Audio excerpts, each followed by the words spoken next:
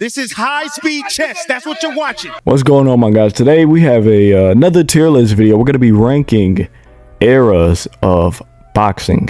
So, yeah, that's really about it. Not much yapping to do here. We have Duran, Roberto Duran. He's going to be representing the 70s, Ali with the 60s, Floyd with the 2000s, Usyk with the 20s, Canelo with the 10s, Roy Jones with the 90s, Joe Louis with the 40s, Hagler with the 80s. So, we'll do it in chronological order. I skipped over the 50s. Don't know much about the 50s. So, yeah, let's get straight into it. Starting off with Joe Louis, the Brown Bomber. How was the 40s era? I don't know much about the 40s either. Not as much as I should. This was an era. This is going to be based off just like fighters' compensation, health, training equipment, how great of the fights were, how great were the fighters, just the overall general state of boxing, right?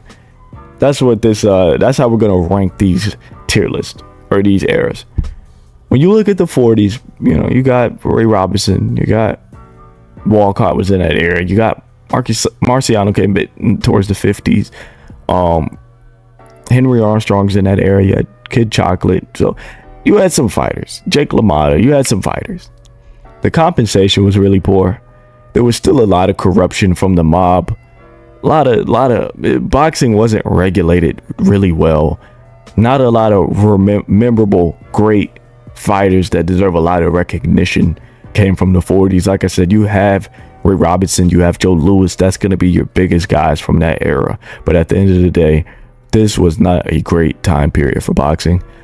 This was one of the worst times. Segregation was still there. A lot of racism still kind of was heavily prevalent inside of boxing. I do believe the 40s was a trash era. On top of the competition was just trash. Next, we go to the 60s. Now, we have Muhammad Ali representing the 60s. So you have Ali, you have guys like Floyd Patterson. You have guys Sonny Liston. Joe Frazier probably comes in the late to mid 60s. Same with Foreman, comes in about the late 60s, I believe. Not a lot of notable middleweights, welterweights in that area time period, you know, that we're talking about today. This was just the consensus golden era of the heavyweight division. Fighter health, compensation was still pretty poor. You still had a lot of ties to the mob. We've seen that with Sonny Liston. Still not a lot of great fighters yet, you know. Still, boxing was still growing into itself. Didn't have a bunch of just amazing, outstanding fighters. You had Ali. Outside of that, from my knowledge, not a lot of people were watching anything outside of Muhammad Ali. The 60s was okay. It was okay. Lack of talent, but you had boxing's first ever big superstar, but boxing was still flooded by racism and being controlled by the mob. It was an okay era. Then we get to the 70s. You bring in guys like Roberto Duran. I believe all the four kings debuted in the 70s at some point, very late in the 70s. You bring in guys like Larry Holmes, gets big onto the scene. Muhammad Ali still doing his thing. George Foreman enters the scene. I said Duran. It's a really good era. This is a really good era. This was a renaissance for boxing. This was the birth of the four kings. Duran actually debuted in 68, but he made his big win and big stretch at 35 in the 70s and 80s. So Duran was a 70s fighter. Like I said, the other three kings kind of came later in the 70s, but this was a great era. Joe Frazier's still around. Ken Norton emerges onto the heavyweight scene. This was a great era. I'm not gonna say great. Still some racism, still some blackballing. We've seen that with Marvin Hagler, but fighters are being compensated better than ever. You know, fighters are evolving more. There are more divisions to watch outside of the heavyweight division with Roberto Duran. So I will say, the 70s, I'm gonna put it good for now. Maybe not great. I'm gonna put it good for now. Then we step into the 80s. You have the true birth, the true coming of the four kings. There's a lot of fighters. You have Cesar Chavez, who probably debuts in the 80s. Mike Tyson, Holyfield, Lennox Lewis debuts in the 80s.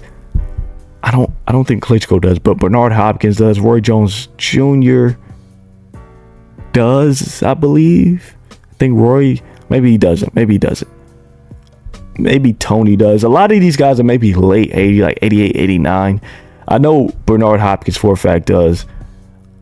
Calzaghe is 93, I believe. I think Calzaghe's 93. Klitschko's probably about 93, 94. I'm trying to do this math in my head. I'm trying to just get a mental image of all the fighters, all the great fighters that debuted. I'm assuming maybe Camacho. No. Like I said, Cesar Chavez. You still have Finito Lopez had to be in this era as well. I think the 80s is actually peak. I feel like this was a peak era, right? There was a lot to be desired in terms of talent and skill still at this point. But you did have a lot of guys we consider top 10, top 20 all time debuting and making really good runs in this time period. So I think the 80s, it was a peak era of boxing. I'm not too high on the older eras, but this was an era where I said, okay, they were starting to develop some sort of fundamental foundation of their boxing skill set, and there were some pretty good stars, some pretty good Hall of Famers. I like the 80s. Now let's go on to the 90s. Roy Jones makes his big punch in the boxing. James Toney does. Bernard Hopkins, Joe Calzaghe, the Klitschkos, Lennox Lewis. Evander Holyfield has his little run-in with Tyson. Camacho, Terry Norris. Ray Leonard's here, but he's really not. You still have Cesar Chavez. You have Oscar De La Hoya. Pernell Whitaker's doing his thing. Floyd Mayweather steps in. Manny Pacquiao steps in. This era was beautiful.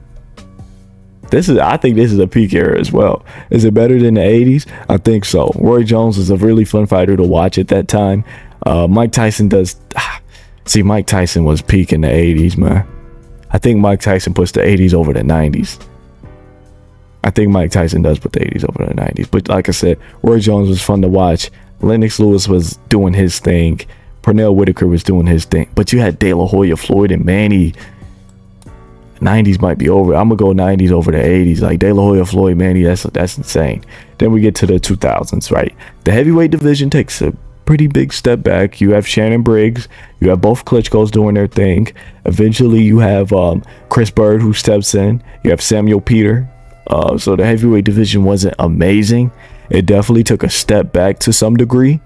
But you had Floyd Mayweather make one of his greatest runs of all time. Manny Pacquiao made his greatest run of all time. Oscar De La Hoya was still a really competitive fighter. You had underrated fighters like Costa Tszyu, Gennady Golovkin, and Canelo Alvarez debuted in the 2000s. Same with Terrence Crawford. They didn't quite make their big splash yet, but they did debut. They did start their careers in this era. Who else fought in the 2000s? Not Andre Ward. Calzaghe's still here doing his thing. Bernard Hopkins is still here doing his thing. Fun fact, Roberto Duran retired in the 2000s. Debuted in the 60s, retired in the 2000s. Doesn't play a factor into this era, but it was a really good era. A really, really great era. Oh, man. Am I going to say it's just peak? You had Gotti. You had fights like Gotti Ward, Pacquiao, and Marquez, Morales, and Barrera. You had Prince Nassim. He was doing his thing. I think this is another peak era of boxing. Shane Mosley, Zab Judah. Forgot about those guys. I think this is another peak era, and I want to put it over the 80s by a very slight edge. I do believe this is over the 80s. It was lacking that big Mike Tyson, Roy Jones type of star. It was lacking that because you didn't have nobody as spectacular, right? They didn't have those type of fights. They weren't that type of athlete yet. Floyd wasn't putting on those type of fights. Pacquiao didn't start putting those fights on until maybe like the later 2000s up into the 2010s. And then Oscar De La Hoya was kind of on the decline. I think it's above the 80s though. Next up, we have the 2010s. I'm not too high on the 2010s, man. Floyd Mayweather started to slow down tremendously. He started choosing his fights a bit more wise. Not saying he was fighting straight cans, but he started choosing his fights a bit more wise. Manny Pacquiao was definitely way past it. You have the emerge of Terrence Crawford. He makes his big splash. He becomes 4 division one time undisputed in that decade. Alexander Usyk becomes undisputed. You have Josh Taylor, Jermell Charlo, Gennady Golovkin makes his big break. Tyson Fury, Anthony Joshua come onto the scene. Andre Ward, Sergey Kovalev comes onto the scene. Now that I'm really sitting here thinking about it, Naoya Inoue comes onto the scene. Now that I'm really sitting here thinking about it, this might be peak era. Not a lot of big fights came from this era. You had Triple G, Canelo, Floyd, Manny, but you didn't have a lot of just Tony versus Jones. You didn't have a Hagler Leonard. You didn't have a Lennox Holyfield even. You did not have a lot of big fights out of this era. I'm gonna say the 2010s is great. I'm gonna say it's great. Yeah, it was a great era. It was a really great era. But then we get into the 2020s. So you still have all those old guys up and kicking. Usyk, Beterbiev, Bivol makes his big break.